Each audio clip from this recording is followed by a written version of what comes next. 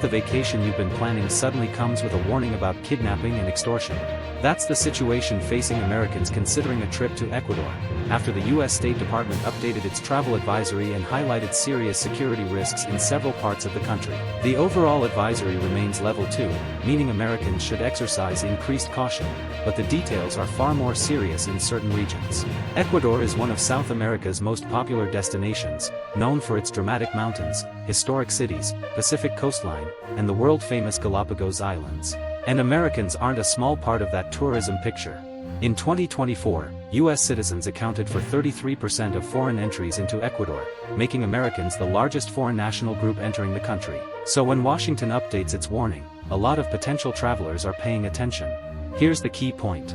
The State Department is not telling Americans to avoid all of Ecuador. Instead, the warning draws a sharp line between different parts of the country. Some areas are classified as level 4, do not travel, while others are level 3, reconsider travel.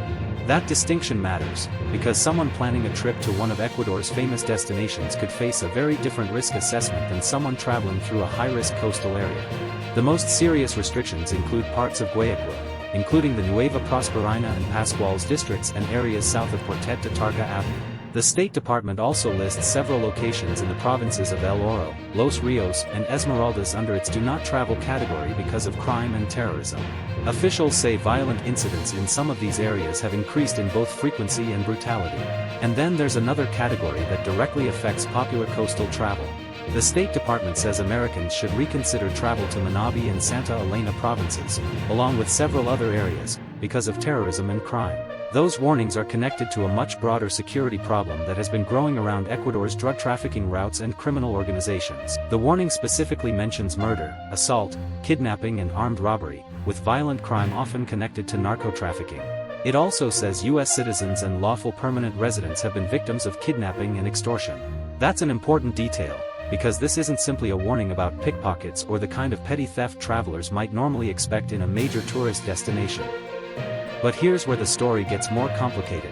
Ecuador is dealing with a security crisis that reaches well beyond tourists. Along the Pacific coast, criminal organizations have been involved in extortion and recruitment, particularly in communities connected to the country's ports and drug trafficking networks. Recent reporting from Manabí has described fishermen being threatened and pressured by criminal groups, illustrating just how deeply organized crime has penetrated some coastal communities. That helps explain why the State Department is paying such close attention to the coastal provinces. The problem isn't necessarily that every tourist walking through Ecuador is going to become a target.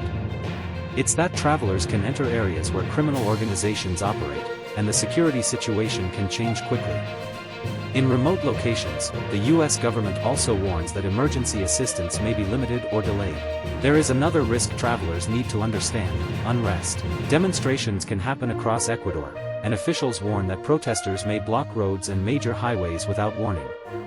That can disrupt transportation and essential services, turning what begins as a normal vacation into a much more complicated situation, especially for travelers moving between cities or heading into remote areas.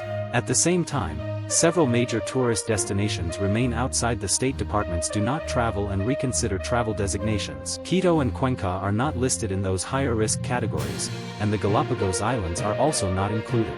That means the latest warning should not be interpreted as a blanket statement that Ecuador is off-limits to American tourists. Still, the message from U.S. officials is clear: travelers need to know exactly where they're going, rather than simply looking at a map of Ecuador and assuming the entire country carries the same level of risk.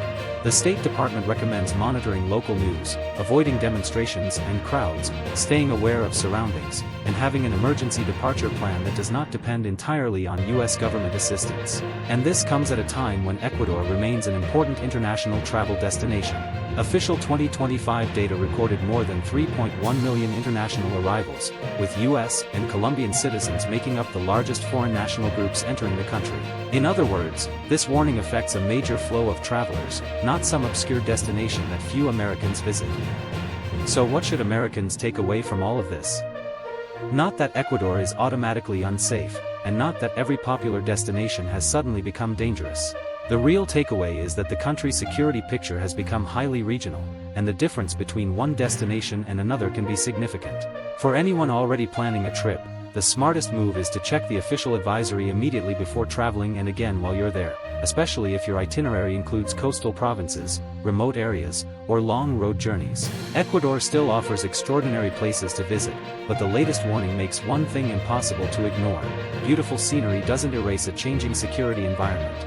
And for American travelers, knowing exactly where the risks are could be just as important as knowing where the attractions are. If you found this update helpful, don't forget to like the video, subscribe to Prime Wire, and turn on notifications so you never miss the latest news. Thanks for watching.